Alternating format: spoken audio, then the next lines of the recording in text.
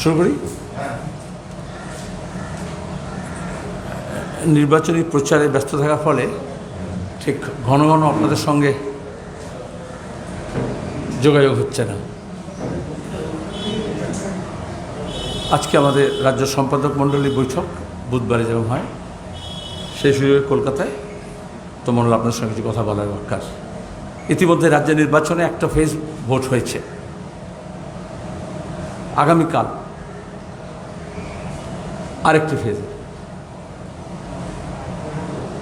খুবই গুরুত্বপূর্ণ। স্বভাবতই অবাধ, সুষ্ঠু, নিরপেক্ষভাবে, শান্তিপূর্ণভাবে যাতে নির্বাচন হয়, তার দায়িত্ব ভারতের জাতীয় নির্বাচন কমিশনের। অনেক ঢাকঢোল পিটিয়ে, অনেক নির্দেশনামা জারি করে তারা যে ব্যবস্থা করেছেন, আমরা আশা করব সিও দপ্তর থেকে শুরু করে, অবজারভারদের থেকে শুরু করে, একেবারে আরও অফিস থেকে শুরু করে নিচের তলা পর্যন্ত নির্বাচনের সঙ্গে সংশ্লিষ্ট লোকজন এবং পুলিশ প্রশাসন, তাদেরকে দিয়ে অবাধ, সুষ্ঠু এবং নির্বাচন করানোর দায়িত্ব নির্বাচন কমিশনের। আইনত আমাদের দেশের এবং আমাদের রাজ্যের সংসদীয় গণতন্ত্রকে সন্দেহাতীতভাবে চালিয়ে নিয়ে যাওয়ার এটা একটা অগ্নি পরীক্ষা। যারা মনে করেছিলেন খুনোখুনি, মারামারি, হইচইয়ের মধ্যে ভোট হবে, এমনকি তার মধ্যে অনেক প্রচার মাধ্যমও সেরকম ক্যাপসুল রেডি করে রেখেছিলেন, কিন্তু বাংলার মানুষ তারা শান্তি চায়। এবং বিগত দিনে বিজেপি তৃণমূলের যে ট্রেলার দেখেছে অশান্তির, হামলা, খুনোখুনি, মারামারি, দলবদল, কেনাবেচা তো বটেই, হুমকি, এবং একদিকে কেন্দ্রীয় পুলিশ বাহিনীকে নিয়ে স্বরাষ্ট্রমন্ত্রীর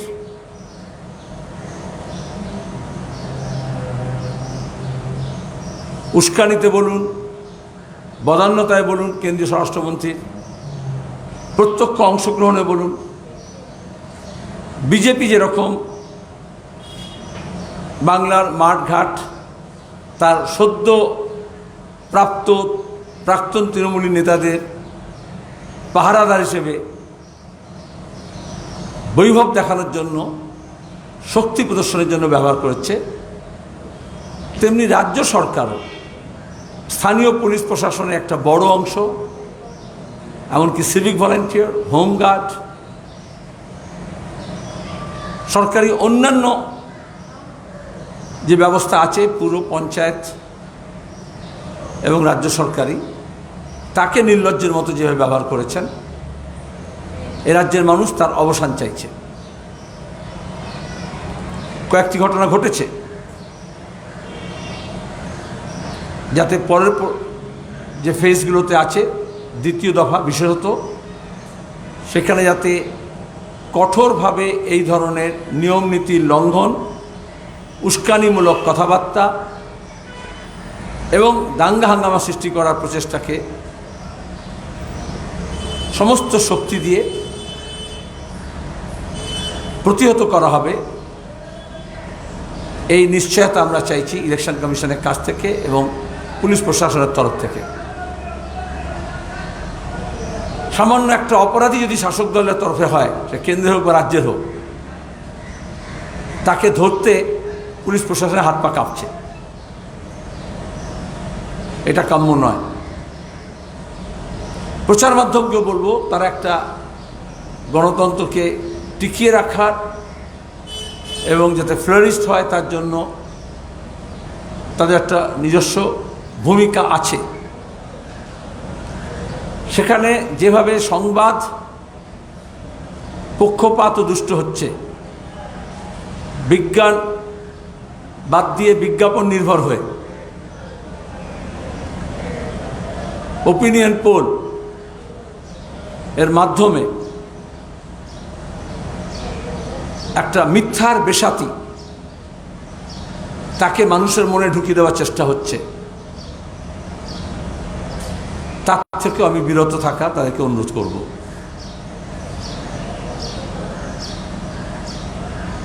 স্পন্সর্ড প্রোগ্রাম যত কম হয় তত ভালো। ইতিমধ্যে আপনারা জানেন গত নির্বাচনগুলোতে ফেসবুক এই নিয়ে বদনাম হয়েছে, তাতে অনেক রদবদল করতে হয়েছে নিয়মের।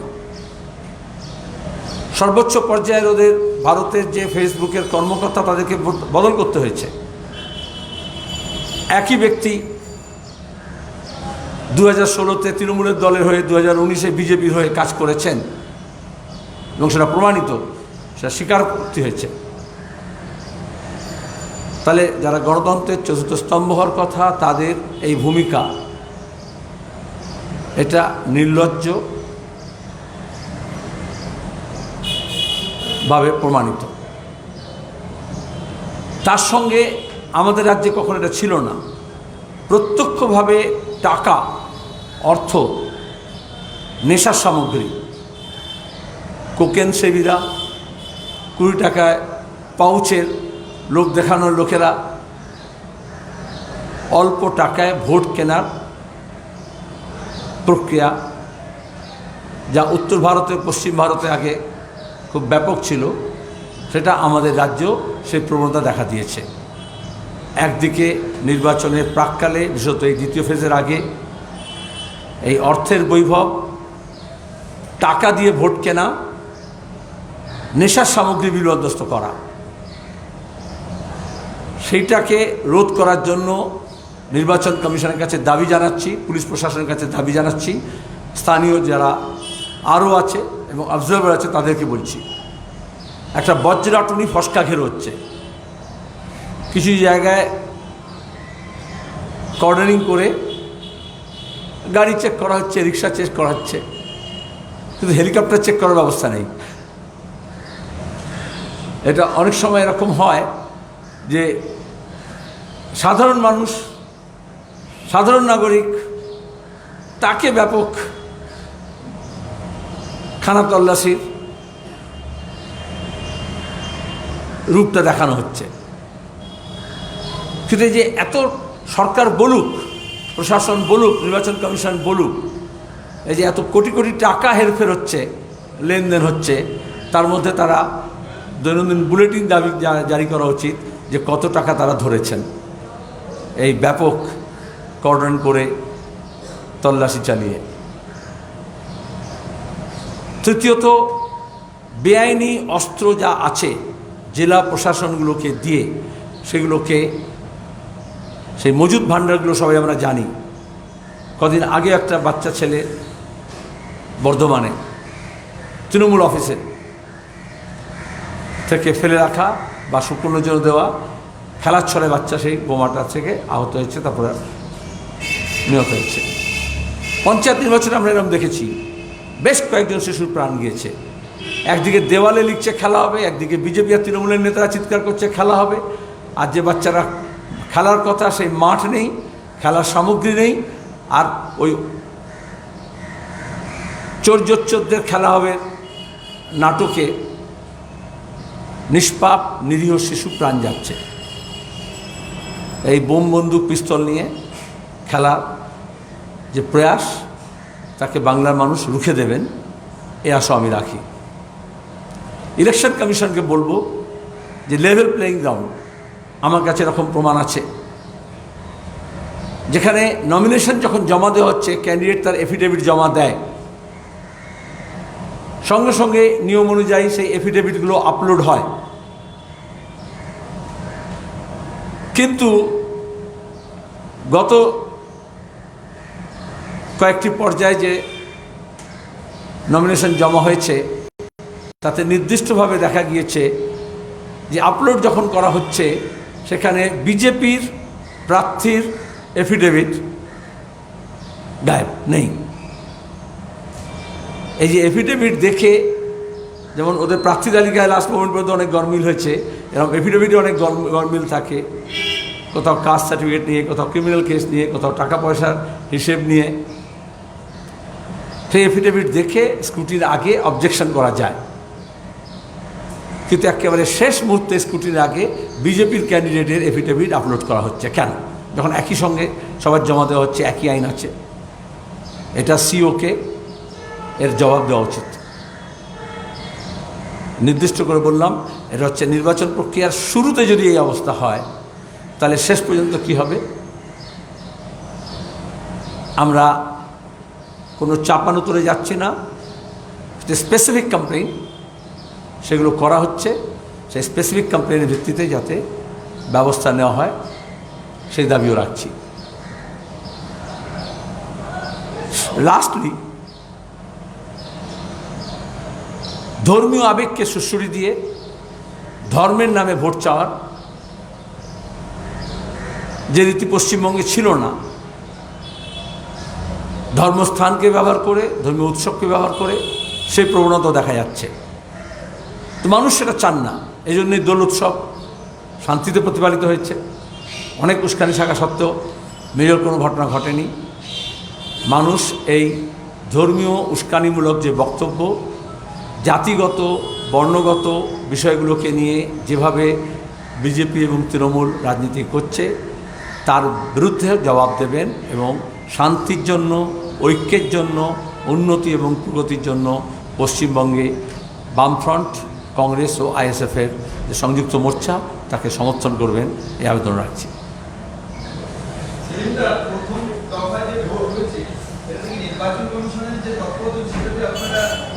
আমি যা বলার বলেছি তো, নির্দিষ্ট কিছু অভিযোগ দিয়েছি আমরা, যাতে পরবর্তী পর্যায়ে সেই নির্দিষ্ট অভিযোগগুলো যাতে না করতে হয় সেটা নির্বাচন কমিশনের দেখতে হবে। এক এক করকে हाँ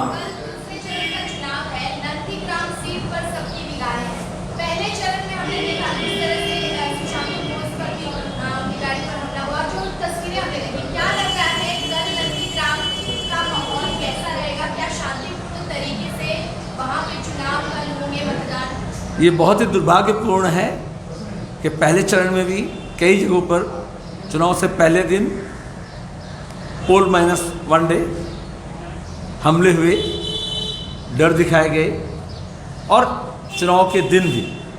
लेकिन उसके बावजूद भी मैं बधाई दूंगा, चाहे हमारे प्रत्याशी हों, चाहे हमारे कार्यकर्ता हों, चाहे साधारण नागरिक और निर्वाचक मंडली हो, उन्होंने इन तमाम कोशिशों को एक तरफ पर्दाफाश किए और दूसरी तरफ मुकाबला किए और चुनाव को बर्बाद करने की कोशिश को नाकाम किए।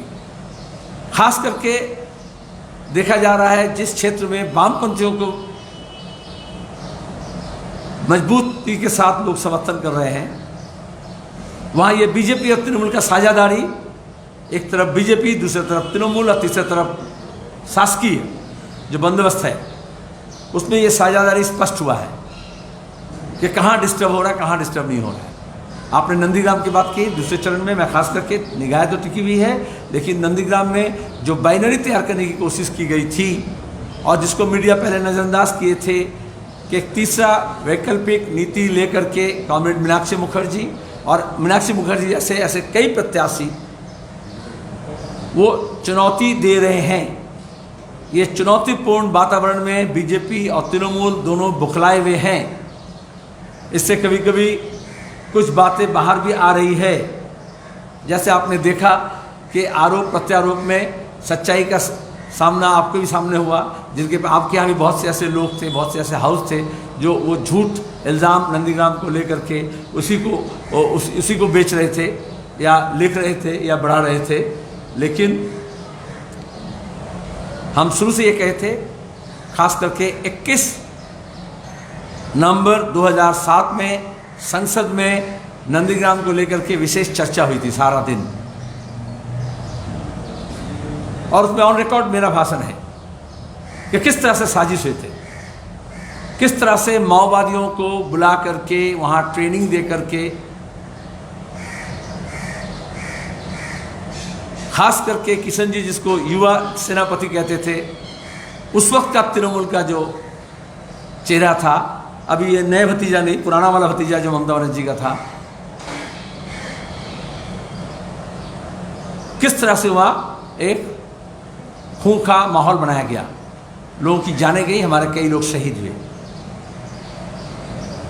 अब अपराधी खुद कह रहे हैं, अपराध को कबूल कर रहे हैं, जबकि सीबीआई जांच में पता चला था। लेकिन ऐसा एक माहौल बनाया गया था जिसमें मैं मीडिया को दोष नहीं देता, तत्काल के जो राज्यपाल थे, यहाँ तक के हाई कोर्ट थे, एक ऐसा सिंक्रोनाइज एफर्ट किया गया था बुद्ध भट्टाचार्य के नेतृत्व वाली सरकार को यहाँ से उखाड़ कर फेंकने के लिए। जिस तरह से पुरुलिया में आकर के औजार ड्रॉप किया गया था रात के अंधेरे में, और बाद में आडवाणी जी जब होम मिनिस्टर हुए तो उनको छोड़ भी दिया गया, जिस अपराधी को पकड़ के लाया गया था कि पर्दाफाश ना हो। आज भी वैसे अपराधी को छोड़ा जा रहा है, बल्कि जो अपराधी के नाम ममता बनर्जी ली है उसको केंद्रीय पुलिस बल पहरा दे रहा है। ऐसे अपराधी जो दार्जिलिंग में खून खा रहा है उसको राज्य पुलिस पर पहरा दे रहा है, और आम जनता की सुरक्षा नहीं है। और जब आम जनता की सुरक्षा नहीं है तो अमित शाह नंदीग्राम में आकर के महिला की रेप की कहानी सुना रहे हैं, जबकि इंदौर में, मध्य प्रदेश में, उत्तर प्रदेश में, जहां बीजेपी शासित राज्य है, वहां आज भी रोजाना ऐसी घिनौनी घटना घट रही है, और जहां बीजेपी के नेतृत्व शामिल है। तो ये सब लोग, बंगला में कहते हैं लोग लज्जाहीन, झूठ के व्यापारी। नंदीग्राम में आपका नज़र टिका रहे। मैं उम्मीद करूंगा जो मीडिया ऑब्जर्वर टीम है वो सही मानों में ऑब्जर्व करे, हम भी पूरा ऑब्जर्व करेंगे हर पल। चूंकि पिछले 2 दिन से वहाँ पुलिस के जरिए जो घटना हुई है वो आम जनता को सुरक्षा देने के बजाय, गुंडों को दमन करने के बजाय उनको साहस देने की कोशिश की गई है आज भी। लेकिन हमारे दिलेर बहादुर प्रत्याशी लड़ रही है। हर महिलाओं को, हर नौजवान को उसके लिए गर्व होना चाहिए कि सत्ता के विपक्ष, आर्थिक ताकत के, अर्थबल के विपक्ष, पेशीबल के विपक्ष किस तरह से लड़ाई लड़ा जाता है। और मैं समझता हूँ कि चूँकि सबके निगाह टिकी रहेगी, वहाँ ये कोशिश नाकाम किया जाएगा कि चुनाव को बर्बाद ना किया जाए। एक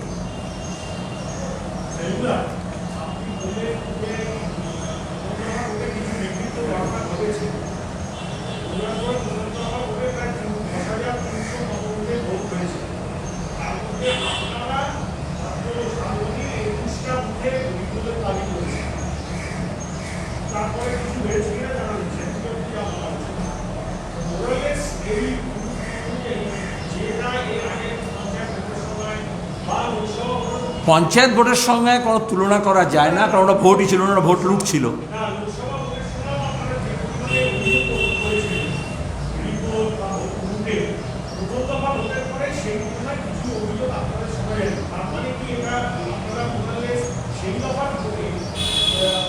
সেই কথাই তো গত 1 বছর ধরে তোমাদের বলছি যে লোকসভার ইতিহাসটা ভুলে যাও, লোকসভা নির্বাচনের ইতিহাসটা। লোকে লোকসভাটাই ভুলতে বসেছে, লোকসভা সদস্যদের কথা ভুলতে বলেছে। লোকসভায় ভোট 19, তার মধ্যে 20 হয়েছে। আজকে দাঁড়িয়ে বাংলার মানুষ অনেক বেশি সংঘবদ্ধ, ঐক্যবদ্ধ সংযুক্ত মোর্চার সঙ্গে। নতুন প্রজন্ম তারা বুঝেছে কিভাবে ঠকবাজি হয়েছে, 2 ফুলের মাঝখানে সওদাবাজি করে। সেজন্য মানুষ নিজের ভোটাধিকার প্রয়োগ করবেন। কোনো গুন্ডা, কোনো বদমাইশ, কোনো ভাড়াটে সেনা, এমনকি ওই যে প্রক্রিয়া হতো আগের দিন রাত্রে কেন্দ্রীয় পুলিশ বাহিনীকে নেশার সামগ্রী দিয়ে, খাবার দিয়ে, টাকা দিয়ে, খাম দিয়ে, পরিষ্কার করে বলছি, বশ করার স্থানীয় পুলিশ প্রশাসনের কিছু দালালের মারফত, সেটাও করা সম্ভব হবে না এবারে। মানুষ অনেক বেশি সজাগ এবং সতর্ক। আমি শুধু মিডিয়াকেও বলবো তারা তাদের স্টুডিওর বাইরে গিয়ে সেই মানুষের দিকে তাকাক, মানুষের মেজাজ বুঝতে পারবেন।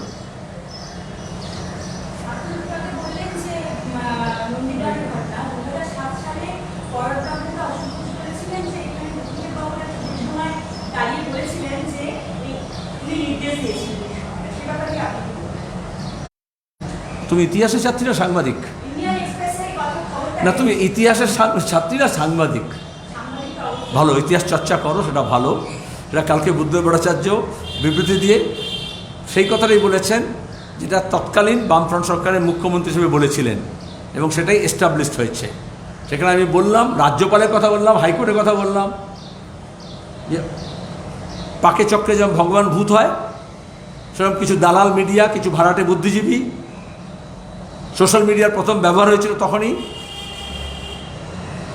যেখানে খাল ভরে গেছে রক্তে। মুন্ডুর কথা বলা হয়েছে, অনেক মুন্ডুর গল্প দেখিয়ে মুন্ডুবাদ করা হয়েছিল আমাদের, স্তন কাটা গল্প বলা হয়েছিল, সেগুলো বেরিয়েছিল কাগজে। আজ পর্যন্ত খুঁজে পাওয়া গেছে একটা মেয়েকে। নন্দীগ্রামে সবাই যাচ্ছে তো, মমতা ব্যানার্জি তার হুইল চেয়ার না দেখিয়ে 2-4টে ওরকম মহিলা দেখাতে পারতেন। যে মিথ্যাটা তখন বলা হয়েছিল, লেখা হয়েছিল, বিশ্বাস করেছিল, আজও যারা সেই মিথ্যাটাকে রিইনফোর্স করতে চাইছে, তখন তাদের ব্যবসায়িক স্বার্থটা বোঝা যায়।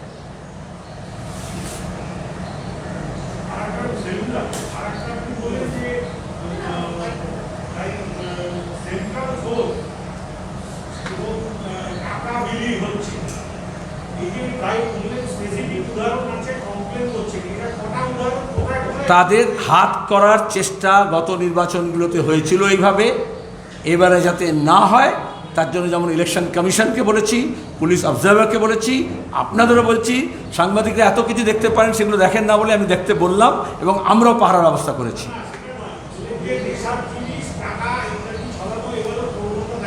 স্পেসিফিক, আমরা স্পেসিফিক কমপ্লেন করব, স্পেসিফিক কমপ্লেন করব। শুধু আপনাদের দৃষ্টি আকর্ষণ করলাম। আপনাদের, আমি তো বিনা মত বলি না কিছু, ঠিক আছে? আজ পর্যন্ত তো কিছু বলিনি। আমি কি আজগুবি কথা বলি? স্পেসিফিক কমপ্লেন করবো বলেছি, নজরদারি করছি, আপনাদের নজরদারি রাখতে বলেছি। যে নজরদারি রাখতে আপত্তি হয় বর্তমানে, ভবিষ্যৎ কথা বলবে।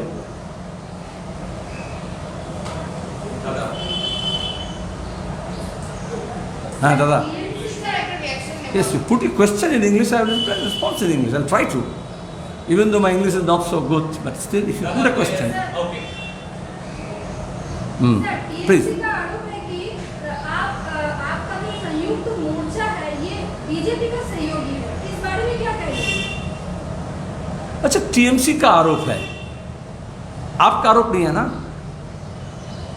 तो आप टीएमसी की बात को क्यों दोहरा रहे हो? आज तक टीएमसी की बात को इस चुनाव में कोई गंभीरता से लिए है? वो तो रोज आरोप और प्रत्यारोप की राजनीति करते हैं। जो तृणमूल कांग्रेस अपने जन्म समय से बीजेपी के गोद में खेले, पले, बड़े हुए, और फिर बाद में बीजेपी का सहारा बने, आज वो अगर ये आरोप करते हैं तो उसमें नहीं क्या बात है? संयुक्त मोर्चा में वो लोग हैं जो संगठन, जो राजनीतिक दल कभी भी बीजेपी के साथ संपर्क ना किए थे, ना किए हैं, ना करेंगे। टीएमसी में वो लोग हैं जो पहले बीजेपी के साथ संपर्क में थे, या आज भी हैं, या कल भी रहेंगे। My question to you is that few hours have left for polling in Nandigram. Now the battle has become very interesting because instead of Ghoshna Patra, the candidates in Nandigram are discussing Gotra. And Mamata Banerjee has said that her Gotra is Ma Mati Manu. She went to a temple. She was telling a story to the voters. She went to a temple and priest asked her Gotra, and she said that my Gotra is Ma Mati Manu. So what is the need to bring Gotra during the election campaign? And do you really think that Mamata Didi, under the pressure of BJP, गोत्रा और Godhra? Gotra. Okay. Because Godra also is there, na? Because, sorry, BJP used Godra incident, and Narendra Modi became Chief Minister second time. So slightly it's a spelling correction. Mamata Banerjee is using Gotra and trying to recapture power. This is all same school of thoughts. And this is why BJP and Trinamool wanted to make this fight between soft Hindutva and hard Hindutva.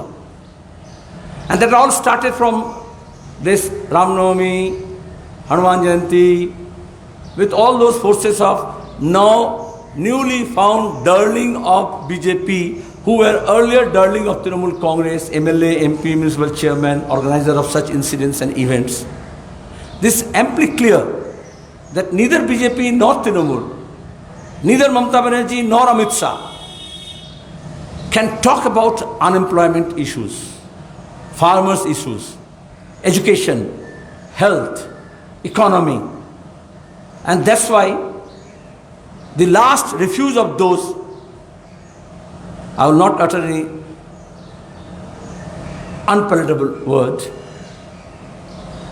is those religion, caste, gotras. And after a long time, Mamata Banerjee is, I've heard from you now, is citing Ma, Mati, Manush. She forgot Ma, she forgot Mati, she forgot Manush. She's all talking about only Chandi Path. Okay? And there are designated people to perform religious rites in all religion. But now these newfound love for chanting mantras is all about, one is divisionary politics, another is diversionary tactics. Divisionary politics, dividing people on gotras, religion and language, that they did, both BJP and Trinamool. And diversity tactics is when Meenakshi is talking about job, education, industrializations, farmers, producers, price, MSP. So both these BJP and Trinamool have to take recourse to such things which have no link to the election. Another one more question. The special CBI court in Ahmedabad has allowed the three officers, those who were charge sheeted by CBI in 2013 in Ishrat Jahan killing, the encounter, alleged fake encounter. The three more officers have got discharged. So almost the case has come to an end. Now BJP is saying that it was just a plot to give bad reputation to that dispensation in Gujarat, and it was a political plan by one section of political parties. And see now the officers are getting discharged. There is no proof also in the case, and the court has accepted the fact that there are no evidence to prove that Ishrat Jahan and her associates were not terrorists. How would you react to it? If this is the argument from BJP, who came to power on these mounds of dead bodies, organizing so many fake encounters, my specific and precise answer is, unfortunately, many judges do not want to repeat the story of Justice Loya.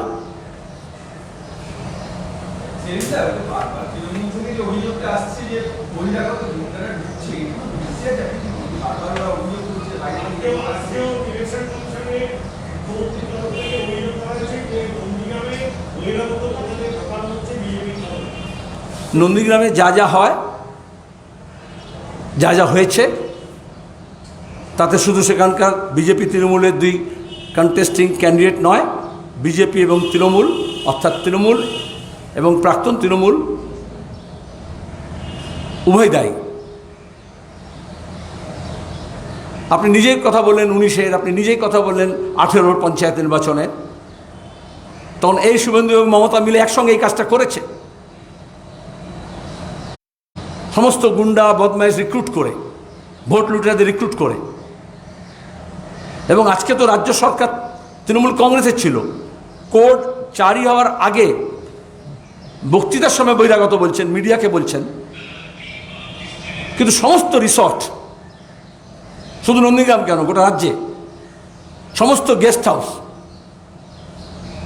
সমস্ত hotels, কিছু নামধারী কিছু বেনামধারী গুন্ডা বদমাইশ, কোথাও অবজারভারের নামে, কোথাও নেতার নামে, কোথাও স্পোক্সপারসনের নামে, কোথাও সংগঠকের নামে, কোথাও প্রচারকের নামে ভরে আছে। কি করছিল মমতা ব্যানার্জির পুলিশ? দিল্লিতে যে ব্যক্তি গত বছর ফেব্রুয়ারিতে ভায়োলেন্স অর্গানাইজ করেছেন, যিনি প্রকাশ্যে বলেছিলেন জানুয়ারি মাসের 28 তারিখে মিডিয়াকে, গত বছর শাহিনবাগের পরে 1 ঘন্টা 2 ঘন্টা লাগবে আমার বাহিনী নামিয়ে দিয়ে আমি শাহিনবাগকে তুলে দেব, সে তো তৃণমূলের মালিকানার আরামবাগের গেস্ট হাউসে রিসর্টে গত কয়েক মাস ধরে বহাল তবিয়তে আছে, যাতে ওই এলাকা গোঘাট ওই চত্বরগুলোতে সন্ত্রাস করতে পারে। পুলিশ জানে না, আমি জানি, খবরের কাগজগুলো জানে না, সাংবাদিকরা জানে না, এরকম অসংখ্য আছে। আমি তো একটা উদাহরণ বললাম। এবং নির্বাচন কমিশন ছুটে জগন্নাথে কেন থাকবে? জেলা পুলিশ কেন ছুটে জগন্নাথে থাকবে? তোমরা শুধু নন্দীগ্রাম নিয়ে ব্যস্ত। নন্দীগ্রামে কি হবে? আমরা ব্যস্ত গোটা রাজ্যের কি হবে। যদি গুন্ডামি দিয়ে ভোট হয় তাহলে গুন্ডারা নেতা হয়। মমতা ব্যানার্জি গুন্ডা কন্ট্রোল করতেন, তারই একটা আনকন্ট্রোল গুন্ডা এখন তার বিরুদ্ধে দাঁড়িয়ে আছে। এদের তো দেখেই বলেছিলেন যে উনি গুন্ডা কন্ট্রোল করেন। এরকম আরও নাম তো আছে অনেকেরই। তাকে বিজেপি কন্ট্রোল করছে।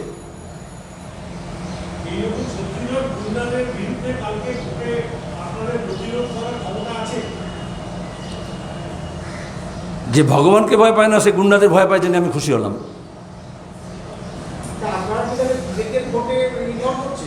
ও ভগবানকে ছাড়া ভয় পায় না কাউকে, সরি। হ্যাঁ হ্যাঁ,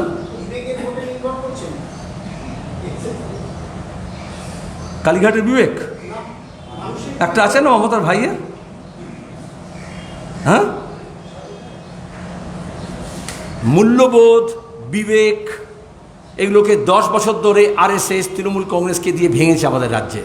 সাংস্কৃতিক মূল্যবোধ যেমন ভেঙেছে, রাজনৈতিক মূল্যবোধ, গণতান্ত্রিক মূল্যবোধ, সাংবাদিকদের, সম্পাদকদের বিবেক, বিভিন্ন পেশার মানুষের, বুদ্ধিজীবীদের বিবেক কেনা এবং বেচা হয়েছে। কিন্তু মানুষ এখনও বিবেকবান। কিন্তু আমরা কোনো বিবেকের কথা বলছি না, রাজনৈতিক ভোট, অর্থনীতির কারণে পেট্রোলের ডিজেলের দাম 100 টাকা লিটার ছুটছে, গ্যাসের দাম 1000 টাকা ছুটছে, তার ভিত্তিতে ভোট হবে। ওটা বিবেক দিয়ে কেনা যায় না, বিবেক দিয়ে বেচা যায় না। আর খুব কম লোকই আছে যারা চিটফান্ডের টাকায় বা তোলাবাজির টাকায় বা বিজেপির কাছ থেকে পাওয়ার টাকায় ওটা কিনতে পারে। সুতরাং যে বেকার ছেলে মেয়ে আছে বাড়িতে, তার দিকে তাকিয়ে ভোট দেবে মানুষ। 10 বছর ধরে যে জালিয়াতি হয়েছে শিক্ষক নিয়োগে, তার দিকে তাকিয়ে ভোট দেবে। কয়েকজন সম্পাদক, সাংবাদিক যারা বুদ্ধদেব ভট্টাচার্যকে খুনি সাজিয়েছিল, তারা গিয়ে রাজ্যসভা এমপি হয়েছিল, পরে জেল কেটেছিল, এখন স্পোক্স পারসন হয়েছে, তাদের দিকে ভোট দেবে না মানুষ। তাদের কথা বিশ্বাসও করবে না। নিজের অভিজ্ঞতা থেকে ভোট দেবে মানুষ, অভিজ্ঞতা থেকে, তার অর্থনৈতিক, রাজনৈতিক, সামাজিক, সাংস্কৃতিক বোধ থেকে। বলুন। ও, তুমিও খেলার ছলে চলে গেছো না? তুমি তাহলে তো মানে তোমার চ্যানেল মনে করছে এটা খেলা হচ্ছে না। যেমন মোদিজি এসেছিলেন না, হলদিয়া মিটিং করলেন, বললেন রাম কার্ড দেখাবে। আগে খেলা বুঝতে হয়, তারপরে খেলা নিয়ে কথা বলতে হয়। আমি নরেন্দ্র মোদীর সঙ্গে বলছি, প্রধানমন্ত্রী বাংলাকে এসে ফুটবল শেখাচ্ছেন। ফুটবলে যখন ফাউল করে কেউ, তখন লাল কার্ড দেখানো হয়, কোনো ধর্মের নামে কার্ড দেখানো হয় না। ধর্মের নামে প্রার্থনা করে লেখে নিজের ফাউল থেকে বাঁচার চেষ্টা করে, শাস্তি মুকুব করার চেষ্টা করে। বিজেপি তাই করছে। তৃণমূল যে অপরাধ করেছে তাকে ধর্মের নামে কার্ড দেখিয়ে নিজের রথে তুলে নিচ্ছে। প্রথমে হলুদ কার্ড দেখানো হয়, তারপর লাল কার্ড দেখানো হয়। আর ক্রিকেটে রিসিভিং এন্ড বলে কি আছে? টিম টিম টিম টিমের খেলা হয়। এটা ইন্ডিভিজুয়াল মোদির খেলা, ইন্ডিভিজুয়াল মমতার খেলা, তোমার চ্যানেলে হতে পারে। কিন্তু ইলেকশনটা কোনো ইন্ডিভিজুয়ালের খেলা নয়, এটা টিমের খেলা। বিজেপির সঙ্গে, এনডিএর সঙ্গে যারা টিমমেট ছিল তারা সব পালিয়েছে। তৃণমূলের সঙ্গে যারা টিমমেট ছিল তারা সব পালিয়েছে। শুধু ক্যাপ্টেন খেলে নাকি? তার টিম তো লাগে। আর এই জন্যই সংযুক্ত মোর্চা, তাতে পুরনো সব খেলোয়াড় তো ছিল, নতুন তাজা টকবগে খেলোয়াড় এসছে, আর নতুন দলও এসছে, ঠিক আছে, কিন্তু ওইসব দেওয়ালে খেলা হয় না। রাজনীতির পরিভাষায় কথা বলতে হয়, অর্থনীতির পরিভাষায় কথা বলতে হয়। দুর্ভাগ্যবশত নাগপুর থেকে বলে দিয়েছে যেটা খেলার ছলে খেলা হবে, ফ্রেন্ডলি ম্যাচ হবে। বেকাররা যখন কাজের কথা বলছে তখন মোদি, মমতা, বিজেপি, তৃণমূল এবং কিছু সাংবাদিক, কিছু খবরের কাগজ খেলা দেখছে, লেখা হচ্ছে তাই নিয়ে। যখন দুর্নীতিবাজকে শাস্তি দেওয়ার কথা বলা হচ্ছে, চিটফান্ডের টাকা ফেরত দেওয়ার কথা বলা হচ্ছে, তখন বলছে খেলা হবে। যখন তোলাবাজি বন্ধ করতে বলা হচ্ছে, সেন্টারের যে ফান্ডের যে স্কিমসগুলো আছে, পানীয় জল সরবরাহ, গ্রামীণ বিদ্যুৎ প্রকল্প, আবাস যোজনা, গ্রামীণ বা শহরের 100 দিনের কাজ, সেটা নিয়ে দুর্নীতি হয়েছে, তৃণমূল বলেছে যেটা খেলা হবে।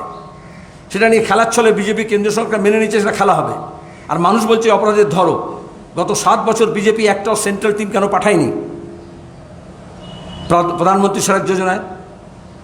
2016-তে এই বিবেকানন্দ ব্রিজটা ভেঙে গিয়েছিল। সেন্ট্রাল এবং স্টেটের জওহরলাল নেহরু ন্যাশনাল আরবান মিশনের প্রোগ্রাম ছিল। 65% আর 35% স্টেটের, সেন্ট্রালের শেয়ার। আমি নিজে এমপি হিসেবে ওটা নিয়ে এসেছিলাম প্রকল্পটা, পোস্তা থেকে দমদম এয়ারপোর্ট পর্যন্ত টানা ফ্লাইওভার, আর অনেকগুলো ল্যান্ডিং হবে, অনেকগুলো ওঠা হবে। ওই যে রিসিভিং বলছো না, ওটা যেরকম মুম্বাইতে ওয়েস্টার্ন এক্সপ্রেসওয়ে, ইস্টার্ন এক্সপ্রেসওয়েতে আছে, টানা ফ্লাইওভার আছে, আর মাঝে মাঝে ওঠে আর মাঝে মাঝে নামে, সেরকম হওয়ার কথা ছিল। জালিয়াতি হলো।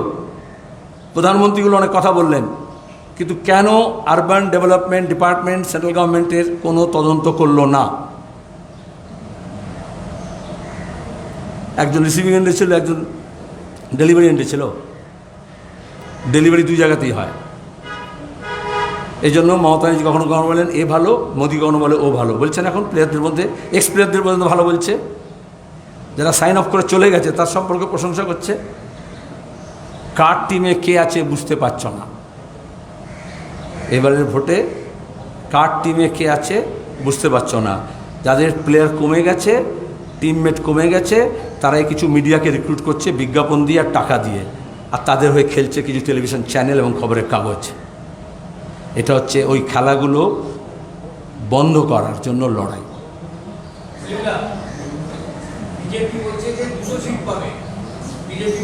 এখন বলছে না, আগে বলছিল।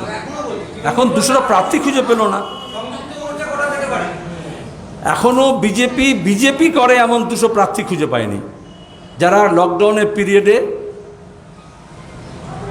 সিরিয়ালের স্টার, যারা পাড়ায় পাড়ায় ফাংশন করে এমন স্টারলেট, যাদের 1 বছর ধরে কোনো আয় সেরকম নেই, তারা 2 মাস 2.5 মাসে কন্ট্রাক্টে সই করে প্রার্থী হয়েছে। ঠিক আছে, আমি তো এখানে টেলিভিশন স্টুডিওতে বসিনি গণনা করার জন্য। সংযুক্ত মোর্চা বিকল্প নীতি নিয়ে বিকল্প সরকার তৈরি করবে।